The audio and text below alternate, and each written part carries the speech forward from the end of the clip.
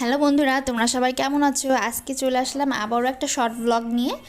আজকে তোমরা দেখতেই পাচ্ছ সুন্দর একটি আচার তৈরি করে নিয়েছি। হ্যাঁ, একটি কথা বলতেই হয়, এই আচারগুলো কিন্তু আমার ছাদ বাগানে ছোট্ট ছোট্ট আমড়ার তৈরি, যেটাকে সবাই আমড়া ফলও বলে থাকে। তো এই আমড়া ফলগুলো খুব তাড়াতাড়ি পেকে গেছে, ছোটোতেই কেমন যেন একটা হলুদ হলুদ ভাব চলে এসছে। তো আমি আজকে ওগুলোকে সবগুলোকে সুন্দরভাবে ছাদ থেকে পেড়ে নিয়ে আসলাম।